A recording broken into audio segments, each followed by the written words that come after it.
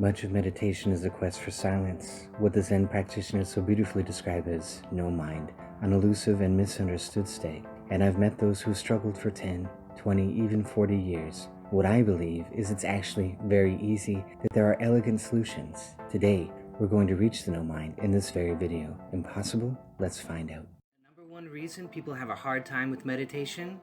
Words, words, words.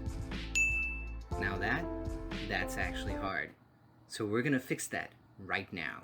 So I want you to go back and I want you to imagine the first time they opened the skull to take a look inside the brain and saw that there were two hemispheres. They were freaked out. They had no idea. They thought it was one whole, and it was not. It was two separate pieces.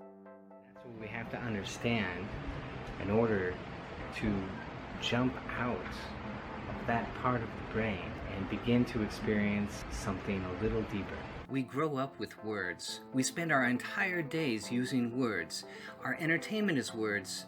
My God, we even dream in words. There are many cross currents that take place between the two hemispheres of the brain, but by large and far, most of this takes place in the left frontal lobe, in a little corner called Broca's area.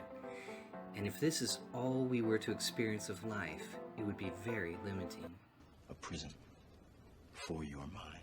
Betty Edwards wrote a remarkable book called Drawing on the Right Side of the Brain. She tells the story of how this came about when she placed a wine bottle with an apple in front of it and asked her students to draw what they saw. Instead, they drew a wine bottle and an apple side by side and separate, not one in front of the other.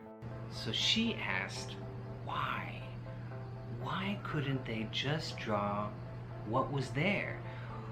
Obviously, the apple was in front of the bottle. So why were they drawing the apple on the side of the bottle? It's because they weren't actually seeing what was there. They were seeing two objects which they rendered into symbolic language as wine bottle and apple. And those two symbols don't overlap. They are separate, and so they drew it separately from the left side of the brain.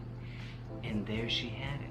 She needed a way to enable her students to flip into the other side of their brain, allowing them to just see what was there.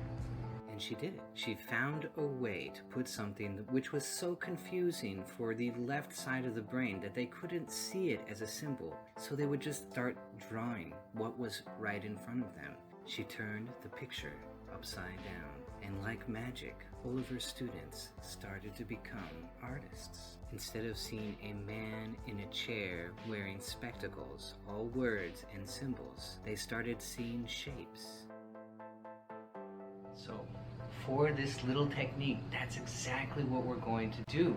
We're going to use the facial perception of the right side of the brain as a neurological driver to drive us over from the left side of the brain to the right side of the brain. And it's so simple, it's stupid.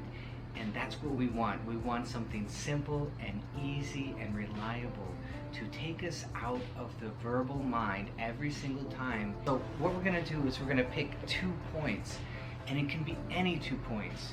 You can be doing a technique, watching the breath, and you can watch it in the nose and in the chest, or you can watch it in the nose or in your belly. It doesn't have to be associated with your breath.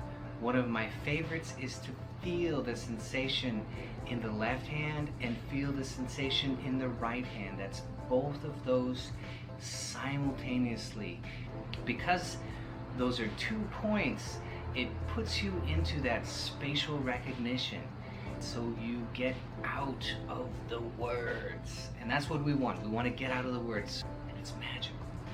So let's do it now. Pick your 2 points, like your 2 hands. Hold them in your mind simultaneously.